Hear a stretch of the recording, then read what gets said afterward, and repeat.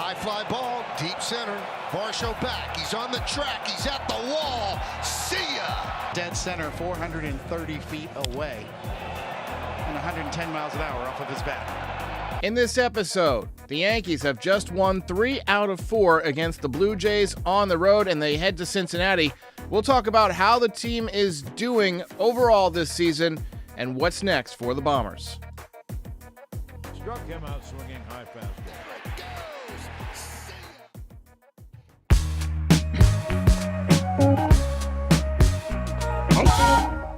Welcome back, everybody. I am here with Mr. Pete Simonetti of NYY News TV.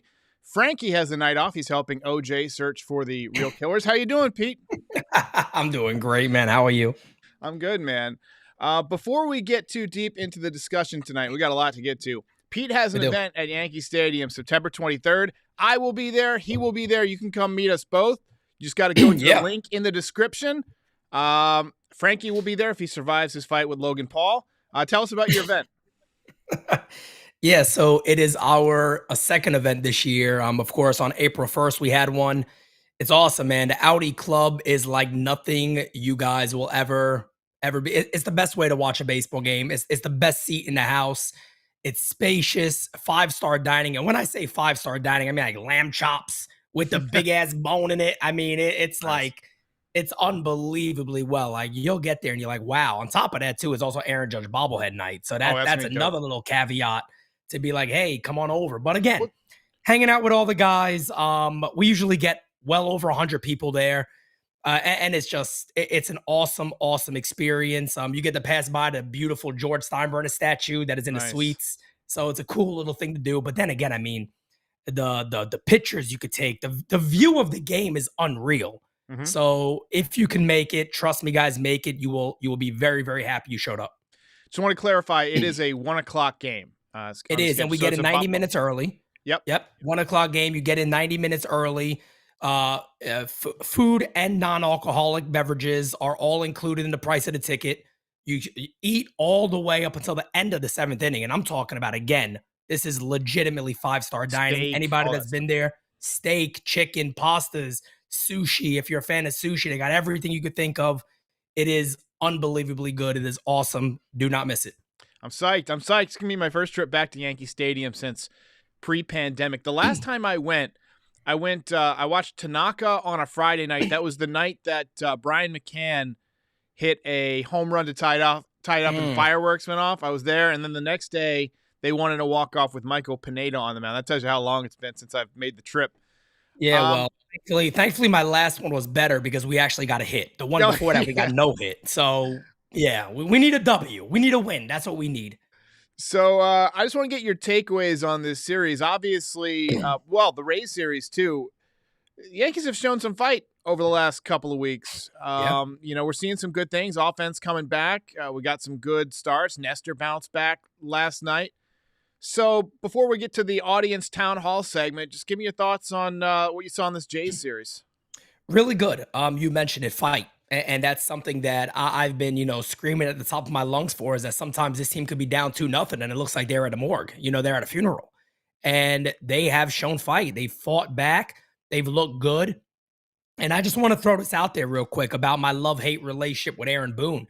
Is I stuck up for him big time. You do not get a chance to yell at my manager. Only I can do that. All right, Jays, you do not get a chance to clown and shit on Aaron Boone. Only us Yankee fans are allowed to do that. I am going to defend my manager, no doubt about it. And good for Booney for yelling at them too. You're talking about this stupid little box thing. Stop being petty. How about your guys get back in the box? Right. So the Yankees fought, man. There's so much good out of this series, but I think we all got to acknowledge the offense is fighting again. Aaron Judge, the MVP, is looking like the MVP again. He's back. He is back. He's ready to go. He is dialed in. And look, he is the straw that stirs this drink. We all know that. Aaron Judge got to be Aaron Judge for the Yankees to be great. And he was in the Jays series, started seeing it in the Rays series. They need him. Volpe. I know you're a big Volpe guy. I thought he had some good moments. He had some rookie bumps. Awesome, man. The way I've been looking at Volpe is he'll take like 3 steps forward and then maybe a half a step back. He'll have a little hiccup, but that's to be expected of a rookie. I see people every time he has a bad night, like when he pinch hit and struck out, people in the chat, I guess the casuals, but really you can't, I don't know if you can call them casuals because they show up every night, but people calling them, a bust or whatever. What do you say when somebody says that? I'll be honest with you, man. I laugh at it, and I never tell anybody had a fan. I never. You could fan. Yeah, look, if you don't want to like Volpe, don't like him at all. But let me tell you something. I guarantee you, soon you're going to be rooting for him. I bet money on it. Soon you're going to be rooting for him. Look, let me give you guys something on Anthony Volpe real quick. When have you seen Anthony Volpe put his head down? When have you seen Anthony Volpe go, "Hey, I'm batting 200. I'm not doing well. I'm gonna tuck my tail between my legs and go hide in the corner"? Never. Right. You can't say that about Volpe. He continues to try. He makes errors, and he sat in front of the media and was like, guys, I should make that play. I should have made that play. Comes back the next day and hits a major home run for the Yankees on an absolute bullet, Gary Sheffield style. 99-mile-an-hour fastball.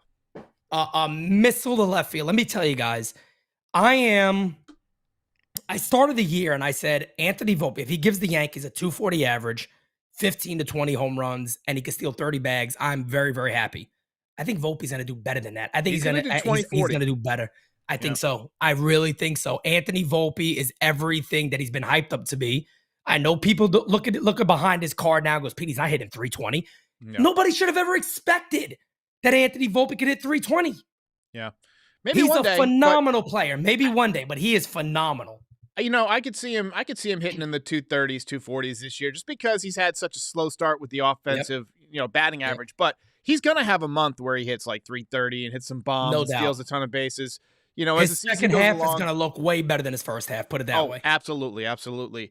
On the concern sign, there were some things that are concerning. First of all, our bullpen is dead. We're dead tired. We got to start getting some innings out of the starting pitching. I mean, immediately. Oswaldo Cabrera, he looked like he was starting to heat up, but he's hitting the ball on the ground again. I'm starting to get a little bit concerned with Oswaldo that the league might have him figured out. What are your thoughts on Oswaldo? Yeah, I mean, I have never personally been the biggest Oswaldo Cabrera fan in the sense of throw him out there to be a starter. I think he's a starting player. I always thought that Oswaldo Cabrera is a bench piece and a guy that could come off the bench. And there's a lot of good there that you see from him, but I do agree with you. He's one of those guys where you're right. He was hitting 220 recently, and now he's back down to right around 200. He kind of got it going, and then he kind of just fell completely back again. Of course, I know the young kids need time and all that. And I'm not saying to dump this guy or don't give him at bats. Continue to give him at bats, but have him in that position where he's just that guy that kind of plays all over the place every now and then. I don't think he needs to be out there every single day. You got, a Peraza who should be ready to get back up. So you got, again, guys like, I know we're going to talk about these guys, but Chaparro. Yeah. You got a lot of other guys down there that I think could eventually just say, hey, maybe we deserve a little bit of that time somewhere more than he does. Jason Dominguez getting hot. I think hitting like 3-something over his last 18 games, something crazy like that. He's doing extremely well. I'm starting to get that feeling about Jason again that I'm telling you.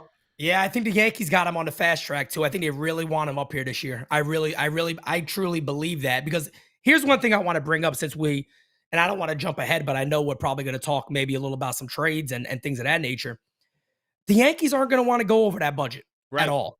So Jason Dominguez might be a guy they're eyeing and say, hey, look, if him or Austin Wells is extremely talented, they might be looking at those guys to go, you know what? If we need some bats, if we need a piece, that's probably the route to go. I said it last night about Austin Wells. If Rort Vet has another setback, this guy gets injured all the time. If he has another problem before Trevino comes back, I think Austin Wells is an immediate call-up from Double-A. He's just been swinging the bat so good. And somebody pointed out that his swing looks like Kyle Schwarber, and since then I can't unsee it. It's just such a great, great compact power stroke. And as far as Dominguez goes, people jump on his average, and he got off to such a slow start, but don't forget, he's working on 2 swings. That's right. That's a lot more difficult than one. I mean, it's twice as difficult. Yeah. And he's showing power now from both sides. When he first came to the minor leagues, his biggest problems were as a right-handed hitter, but he's corrected that. Now this season, he's actually ironically struggled from the left side, but from what your guys, Dane and Carlos, have said, essentially it is bad luck more than anything. Yeah. He's still got a little bit of a high strikeout rate or whatever, but yeah. But he's coming around. He's coming around. Yeah, he definitely is, man. And you know, the defense still needs improvement. We understand that there's a lot of things out there that you look at, and again, he, like you mentioned this before, he's also missed a year of development. So people gotta remember these things with a lot of these guys right now. And that was one of the points why I brought up about I think Oswald Peraza is a special talent because he missed the year and he still developed extremely quickly. And he had such a leveled swing that I think the Yankees need more of those guys. Somebody we didn't mention that's also struggling. DJ LeMahieu looks horrible again. And he's another guy, again, that's hitting these slow rollers again. You're not seeing those hard line drives to right field. And, you know, when I had Eric Kratz on, he brought up a good point. He said, what are you guys expecting from him at this point? And that was kind of, you know, I've been thinking about that more. Yeah. And I'm like, are we ever going to see that LeMahieu that can hit well over 300 again? Probably not. But can we get him at least to be above 2? Like, what would you be comfortable with LeMahieu? 280? Yeah, I was going to say 280. Over the last 7 games, I didn't realize he was struggling this much. He is 5 for 26. It's 192 with 1 extra base hit. It was a double. Yep. I don't think he's hurt. I think it's probably just like a little mini slump. Hopefully he comes out of it against the Reds. But yeah, I mean, if he hits 280 and I'm okay with 280. 10 to 15 home runs, we don't need him to be, you know, a huge home run producer. Make contact in key situations, avoid the strikeouts, do your job defensively. I think he's given them more than enough. And honestly, I didn't even realize he was struggling until you said it because he's been so good this year. Yeah. I mean, you know, watching every damn game and calling everything, you know, he's made out a lot, quite a bit. Yeah. So yeah, I knew he's been in a little bit of a little nosedive. I mean, hey, when you got the return of the GOAT, Aaron Hicks, then great things is happening. Great things is happening then when you got that going on. Yeah, Hicks has surprised me. You know, he was heating up a little bit before that injury, and then he's come back and surprisingly gotten back after it. I think he's going to be I think he's in the lineup tonight, isn't he? He is. He's playing center field tonight. I expect 2 homers. Okay. I expect 2 of them. I expect 2 of them. Why is Chaparro not in the top 30 prospects? I think it's got to be his defense because he's swinging the bat. It's got to be defense, man. It's very, very odd that he's not even mentioned. I mean, it's extremely weird. I got a bone to pick too at MLB's prospect list because Austin Wells or Spencer Jones are not even in the top 100, which I think is batshit crazy. I mean, really insane. I know there's a lot of good prospects out there, but hey, look, man, Austin Wells is probably one of the most advanced hitters in AA. And that, I think you could ask anybody that. And Spencer Jones is phenomenal. Yeah, that's just the one his ceiling alone is like, wow, how is he not ranked? Yeah, that one's took me by the most surprise because he's been raking. And you look at him and athletically, he's fantastic. I don't know if anybody's really watched him outside of the highlights, but defensively, you watch him take routes. He's a really good defender. He's got a long stride, kind of like Bernie Williams. You know, he takes those long strides, and he's tall, so he covers a lot of ground because those strides are long. And somebody brought up a good point that his swing looks a little bit like Shohei Ohtani, and I did some analysis. It kind of does have that same shape. The guy I see is David Justice. I see David. Man. It's a very similar type of stroke, like through the zone, where he's going to have that, you know, power to center field and to left center field, I think. Yeah. Yeah, the judge comps are pretty bad, to be honest. It's people comp them because of the height, but it really ends right there. He's more of a line drive hitter than he is. Aaron Judge has that Mark McGwire-esque, I can hit the ball 2 miles in the air and it's just going to keep going. He has that type of home run drive. Spencer Jones is more of, I hit bullets out. He's more of a Stanton type home run hitter where he just hits bullet line drives out. And not that that's obviously not a bad thing, but I hear that comp a lot. I'm like, well, you know, one guy is way more athletic and has a way more athletic type body. Yeah. And that is Spencer Jones. He's more tall and lean. Aaron Judge is a bulky, heavy-set guy. Very, very powerful. And even he slimmed down quite a bit since when he first came up. So that it kind of really ends right there. But hey, look, if you have Spencer Jones potentially in your outfield, Jason Dominguez, Brian Cashman is riding on these guys all being phenomenal because, I mean, if they aren't, I think the Yankees don't even have a window anymore. I mean, it's going to be very hard to compete in this division if those guys aren't phenomenal. That's some young talent. So Sean Browning says Torres and his tendency to check out mentally are a concern. I want to get your thoughts on Gleyber Torres because to me, he's just been a little bit too inconsistent.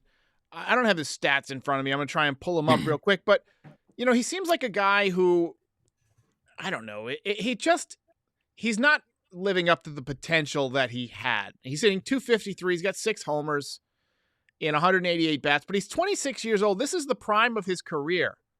Let me get your thoughts on Gleyber. He has an underwear line. That's all. Hey, I'm not going to blame him for that. If I could have an underwear line, I would. Right. Nobody wants to see me posing in my underwear. I'll tell you what, I do game season live in my underwear if I had the body for it. I'll tell you right now. But you know, Gleyber is so odd, man. I was very much in the push of trade him in the offseason. Here's the thing about Gleyber Torres.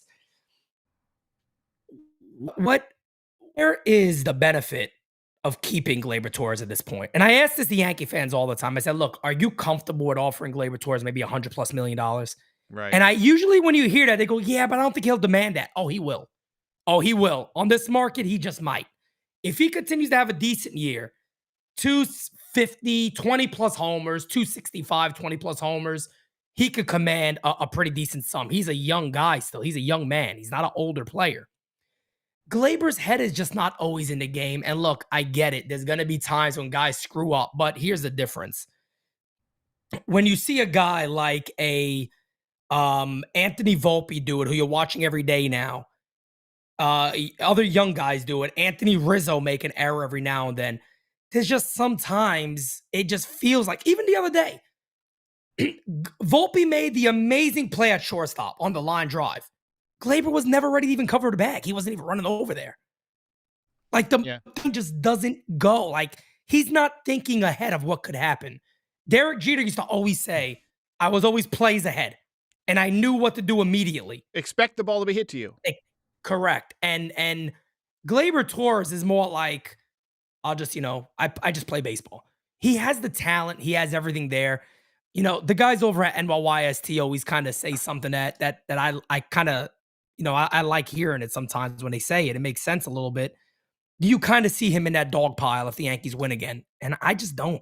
I just don't. I don't see him as that winning guy for this team. And what's the best thing for the Yankees to do with all these young guys coming up? Do we believe they're going to hold on to Gleyber? Or are they going to say, hey, Peraza, let's trade you. Hey, Trey Sweeney, let's trade you. Hey, these other guys, Chaparro, we're going to get rid of you too because we're going to lock this guy up for 7 years. I don't see it. No. I don't see it. I think there's a legitimate chance, and this kind of is a nice segue into our next topic here. I think there's some trades that could be coming down the line here over the next, couple months. Obviously, the trade deadline is early August, but Cashman is known on occasion to pull the trigger a little bit early to get a little bit more impact out of somebody or to unload a player to try and get some depth at an interesting time. I think as soon as Peraza is ready, I mean, the clock starts on Gleyber Torres as to whether or not he gets dealt. What would you be looking to get from him? And what would you be looking to get in general at the trade deadline? Yeah, well, I mean, look, with Gleyber, the one thing you got to remember is there is some money to be moved there too. So that could free up the Yankees for other things if you move that salary. It's not a ton, but I think he's getting what, 9 or 10 million this year. So some of that's already paid. But if you could save some of that to make another move, it's a possibility. Yankees are going to have to be in on pitching. They're going to have to be in on pitching big time. And I know people probably hear that and go, whoa. The offense really hasn't done wonders either. Correct. But I think if you're looking at the Yankees roster and you go, how do we play this? I think you have to look at relief pitching. No doubt about it, because these guys are going to be burnt out. David Bednar is having a stupid year in Pittsburgh. The Pirates. Yankees trade with these guys all the time. Bednar should 100% be a target. No question about it. I think he has like an under 1 ERA. He's been amazing. 0.59. He's the guy I wrote down too. So thanks for taking my thunder there, Pete. Bingo. There we go. I don't know if I'm gonna get a I don't know if I'm gonna take another one from you here. I hope I'm not, but a team to keep an eye on the Chicago White Sox. Yeah. Because if they open the door and go, hey, we could deal Giolito, maybe Dylan Cease, you got to go out there and say, hey, some of these prospects are now very much available. And if you can add Dylan Cease, you figure out a way to add Dylan Cease. Dylan Cease so far, 2-3, 4.78 ERA, having a tough start, but overall great stuff. Last year he was 14-8 with a 2.20 ERA. He did walk a lot of guys, 78 walks, but 227 strikeouts last year. Yeah. Give me him with Matt Blake. When Matt Blake somehow seems to get guys and they start throwing strikes again, get him over here with that. What about, I don't know how Giolito's doing this year, but you got to look at those teams. Teams like the White Sox, the Pirates. These are all clubs that the Yankees have dealt with before, and you got to look to do it again. So Giolito 2-3, 3.86, 53 innings, 56 strikeouts, a typical season. I think that could improve with getting injected into a pennant race. The other guy I had on my list is a guy named Dylan Floro. He's a relief pitcher with the Marlins. He's 32 years old. He is he's got a 2.66 ERA this year. He's thrown 20 in the third innings. He's a righty, but he's been consistently good over the last couple of years. In 2020, 2.59 ERA. 21, he had a 2.81 ERA. Typically throws between 40 and 65 innings a year. 3.02 last year, 2.66 this year. So incredibly consistent. And to me, that's something that this bullpen lacks, consistency. Yeah, and they're going to need it. I mean, let's be real here. These guys are getting toast already. I mean, they're getting worked. I mean, we got Ryan Weber, the web dog, coming into games, in pretty big moments here. So the Yankees, no doubt about it, need to make sure that they got to go out there and get some of these guys and add some pitching to this team, whether it's starters or not. I got one to throw back to you. Yeah. Can you see a way where the Yankees could improve their club while moving guys like, let's say, a Luis Severino or Gleyber Torres? I mean, it's definitely possible. Like you're always preaching creativity with a GM, right? Yeah. I don't think they're going to trade Severino just because he's a power arm who's got playoff experience in New York. You know what you're going to get.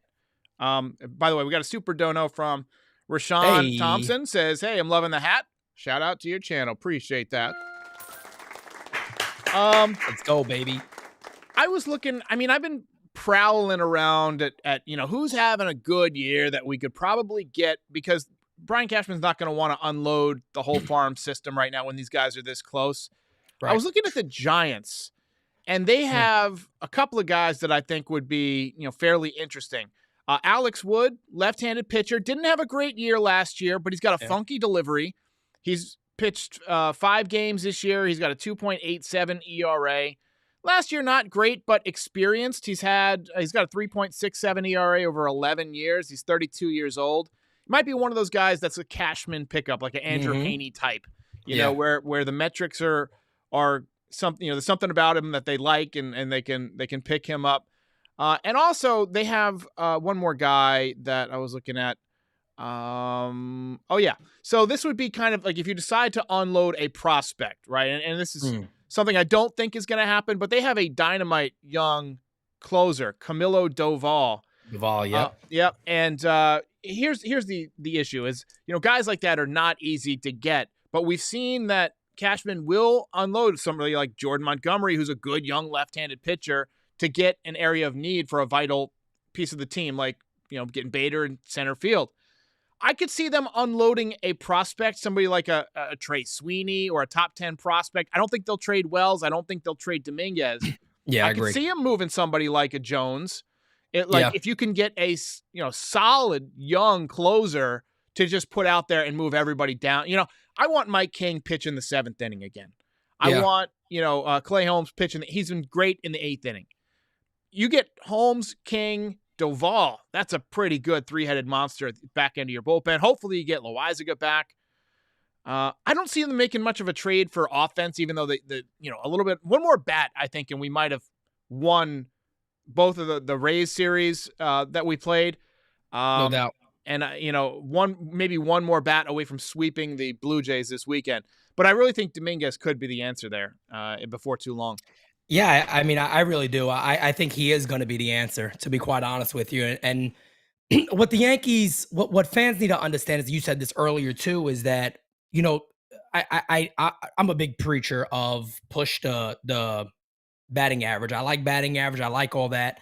Certain situations, you do got to look at some other things. And the guy's on base percentage is almost 400 while he's batting in the low 200s. So what that's telling you is that he's not changing who he is. Yeah. You know, he's taking his pitches, he's walking. He's also been robbed, per my understanding, of a crap ton of hits. Mm-hmm. And he's hitting the ball like a missile, sometimes just right at guys. So he doesn't look overmatched at all. He looks very well for that level. And I think the Yankees are going to try to see if that works. Now, of course, he has to do his part and keep hitting the way he's hitting now to get that type of promotion. But this could very well be a year where the Yankees go, you know, who are the guys we're going to move? Do we really see that Peraza has a position here or no? If he doesn't, he's on that list. Who's our catcher of the future? If we really believe in Wells, he might be a guy we promote this year. And remember, he's a lefty. The Yankees have a chance that if they really wanted to go this route, they're going to have a very balanced lineup again with a lot of lefties and switch hitting guys. And that is very, very important. That they have the opportunity to do that if they believe in those guys. Another thing, too, is, like you said before, you got to add to that bullpen, man. You got to figure out a way to add to that bullpen in many different ways because these guys are toast right now. And come September, come October, they're going to have nobody out there. They're going to have nobody out there. Can we get a "you're fired" for Jesus King Chavez real quick? You got it. The good old Vince McMahon. Yeah, fired. I love it. I'll put that heat on him, and he didn't want to continue. No longer Aaron Hicks is no longer fired, damn it. He's my center fielder. And then should have shot Hayrod. What a stupid name that is. Says, don't know how realistic it is, but I'd love if we could get Lars Nootbaar. I like the name. I just think the name is fun. The name is so cool, man. I would love to stick with that name all year. Lars Nootbaar. I don't want Tyler O'Neill, by the way. A lot of people bring up Tyler O'Neill from St. Louis. Yeah. Look, man, I hear about O'Neill. Tyler O'Neill's another guy that's just a muscle head, and he gets injured all the time because he's so jacked. Can't go running in the outfield like that and stay healthy, man. These guys are getting crushed because they're staying in the gym all day. Sit down and eat a donut. Now. He's injured right now. There you go. Eat a donut for like 2 weeks straight, and then get on the field. Game over, man. Game over. Thank you, everybody. Go follow Pete on NYY News TV. I'm going to let him go. He's got a show to call, a game to call in about 13 minutes. I will be back after the game with the recap, as always. And then on Sunday, every Sunday, Designated Spitters. And, of course, go to the description and get the link to meet us at Yankee Stadium on September 23rd. Going to be a ton of fun. Pete, any final words? No. Oh, I'll say this. I don't accept nothing but a sweep. The Yankees need a sweep. The Reds, the first half of their schedule was extremely, extremely tough. This is a little bit of a break. Go out there and beat these guys up. Agreed. Got to win all three. I'll see you guys after the game. Ball game over.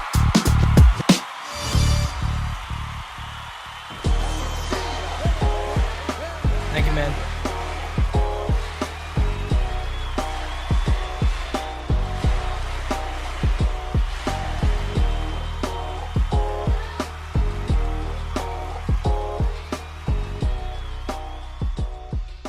Most impressive.